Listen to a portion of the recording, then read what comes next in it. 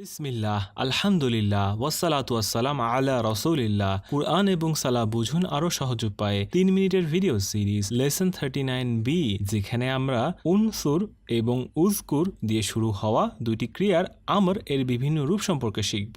আমরা আরবি ক্রিয়ার 4টি গুরুত্বপূর্ণ ধরন সম্পর্কে শিখেছি। সেগুলো হলো ফাতাহা, ইয়াফতাহু, নাসারা, ইয়ানসুরু, দরাবা, ইয়াদরিবু, সামিআ, ইয়াসমাউ।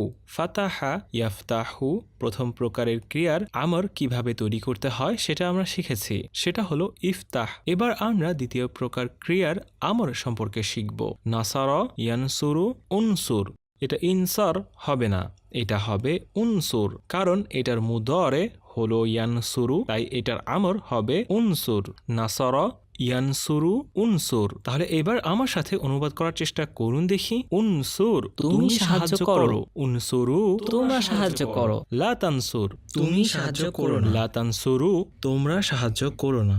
তাহলে আমার সাথে আবার বলুন দেখি। উনসুর, উনসুরু, انصر انصروا লা তানসুর, লা তানসুরু, لا تنصر لا تنصروا উনসুর, উনসুরু, انصر انصروا লা তানসুর, লা তানসুরু।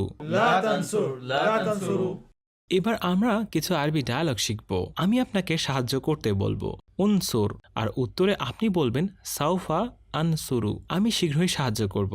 যখন আমি বলবো উনসুরু, তখন আপনারা উত্তরে বলবেন সাউফা নানসুরু, শীঘ্রই আমরা সাহায্য করব। তাহলে এবার আমাকে উত্তর দিন দেখি। উনসুর, سوف انصر উনসুরু, سوف ننصر উনসুর, سوف انصر উনসুরু। سوف ننصر এবার আমরা এখানে একটি কর্ম যোগ করব, জাইদান।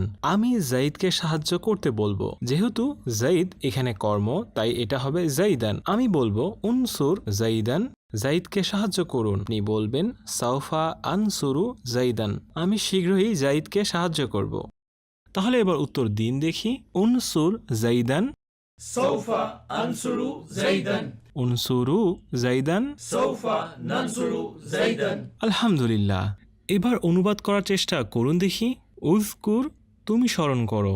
উজকুরু, তোমরা স্মরণ করো। লা তাজকুর, তুমি স্মরণ করো না। লা তাজকুরু, তোমরা স্মরণ করো না। আমার সাথে আবার বলুন দেখি।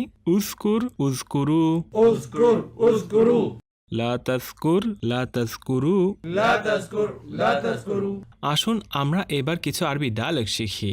উজকুর, سوف اذكر উজকুরু, سوف نذكر উজকুর, سوف اذكر উজকুরু। سوف نذكر এবার আমরা এটার সাথে একটি কর্মযোগ করব। আমরা কাকে স্মরণ করব? আল্লাহ তাআলাকে। বাক্যে কর্ম হওয়ার কারণে এটা হবে আল্লাহ। উজকুর, স্মরণ করো আল্লাহ, আল্লাহকে। একসাথে বলার সময় এটা হবে উজকুরিল্লাহ, কিন্তু এখন শেখার সময় বোঝার সুবিধার্থে আমরা প্রতিটা শব্দ আলাদাভাবে উচ্চারণ করব।